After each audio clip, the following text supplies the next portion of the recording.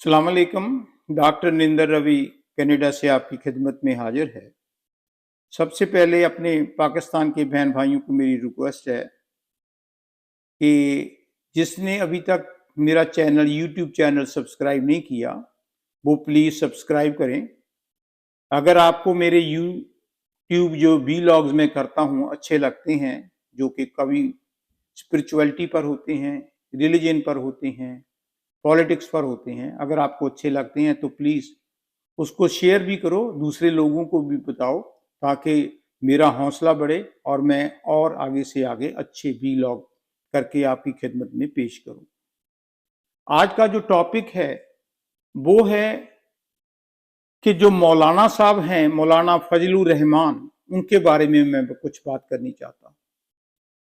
देख लो, ये हकीकत है कि जो पाकिस्तान है उसके 4 सूबे हैं, 4 स्टेट्स हैं। एक पंजाब है जो सबसे बड़ा है, फिर सिंध है, फिर बलूचिस्तान है और फिर केपी है। ये 4 बड़े सूबे हैं, पंजाब सबसे बड़ा है।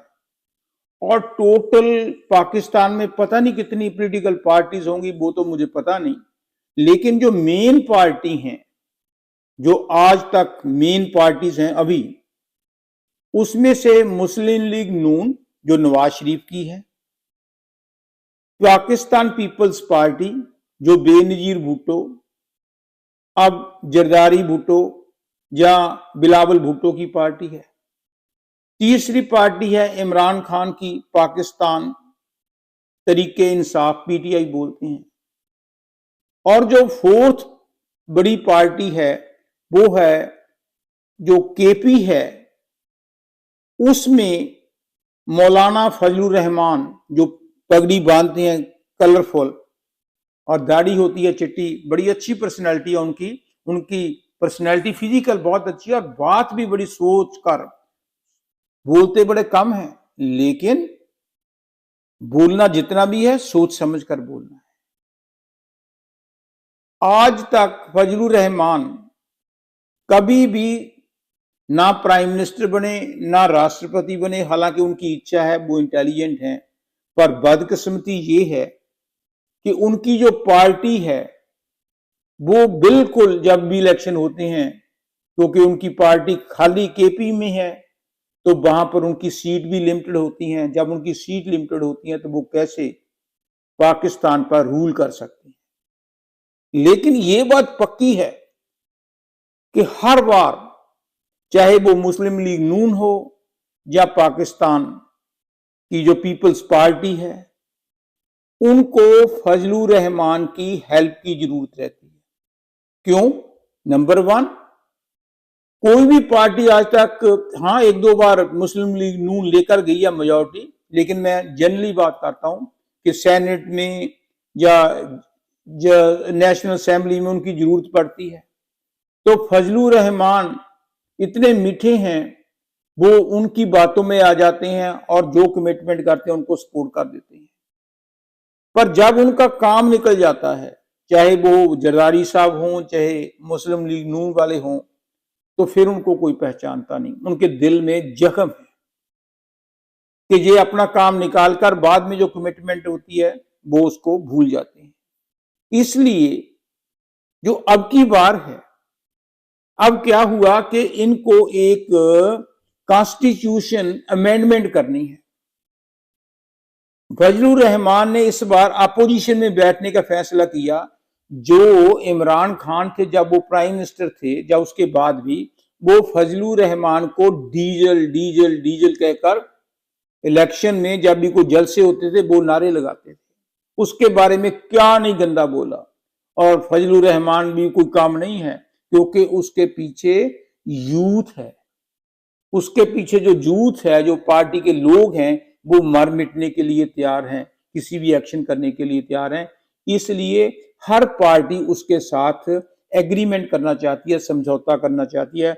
और यही कारण है कि जब से इमरान खान जेल में गया है, उसको पता है कि जब तक फजल रहमान मेरे साथ नहीं मिलेगा, क्योंकि उसके पास पावर है, स्ट्रीट पावर है, तब तक काम नहीं बनेगा। और उनको ये पता था कि फजलुर रहमान को जो पिछली सरकार शहबाज शरीफ की थी, जिसमें 11-12 पार्टियों ने रल मिलकर मिली-जुली सरकार बनाई थी, उसमें फजलुर रहमान मेरे ख्याल हेड थे पार्टी के या उस ग्रुप के, तो उसको यूज किया और बाद में उसको छोड़ दिया। तो इमरान खान ने उस चीज का फायदा उठाकर उनके पास लोग भेजे, और अब फजलुर रहमान को पता है कि जरदारी भी और जो नवाज शरीफ हैं, जो इलेक्शन के टाइम पर मुझे कोई पहचानते नहीं, तो इन्होंने, he is very smart, he is very clever, तो उसने इमरान खान के साथ समझौता कर लिया कि मैं अपोजिशन में बैठूंगा। लेकिन बात रिलेशन वो सभी के साथ रखता है।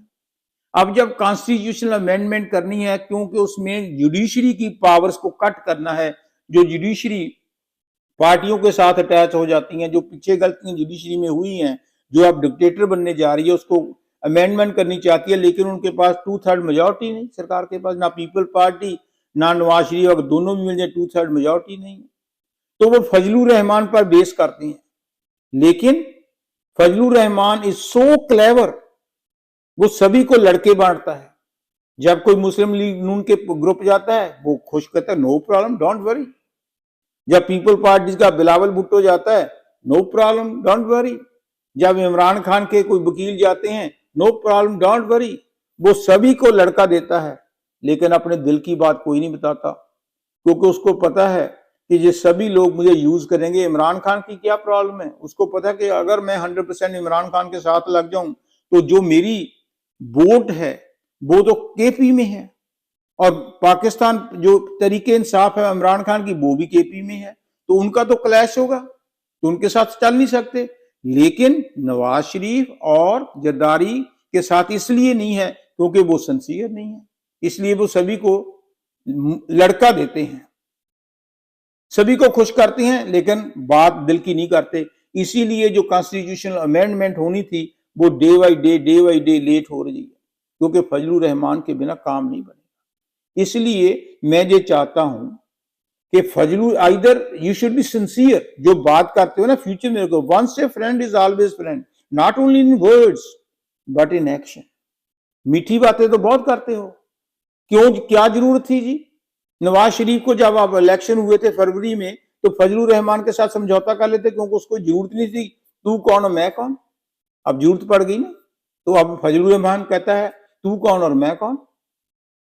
तो मेरा कहने का मतलब है कि जो लीडर होते हैं ना, वो दूर अंदेशी होते हैं, फ्यूचर के बारे में सोचते हैं।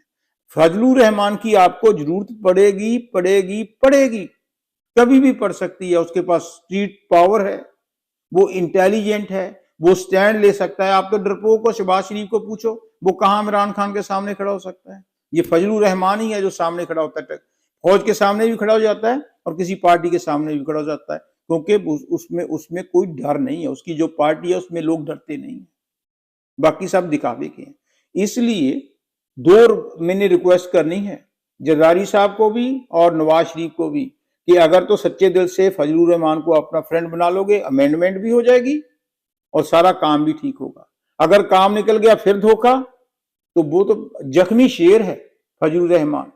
वो अब किस पर ट्रस्ट करे? ना वो इमरान खान पर ट्रस्ट कर सकता है, ना नवाज शरीफ पर कर सकता है, ना जरदारी पर कर सकता है, लेकिन सपोर्ट लेने के लिए सभी आ जाते हैं। इसलिए वो वॉच एंड सी वाली पॉलिसी पर चल रहा है कि आओ, खुश होता है, बाद में सोचता है कि ये लोग आए थे ना मेरे पास, इन्होंने मेरे साथ ऐसे धोखा किया था। ये इमरान खान की पार्टी आई थी ना, तब डीजल डीजल डीजल डीजल कहते थे।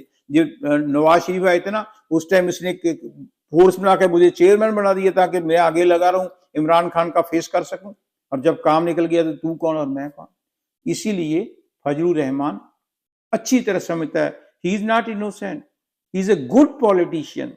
सारे पॉलिटिशियंस की क्वालिटी है, बोलता कम है, समझता सब है। वो एक गूंगा तोता है जो बोलता कम है लेकिन समझता सब कुछ है, और समय आने पर उसका जवाब भी देता है। Thank you.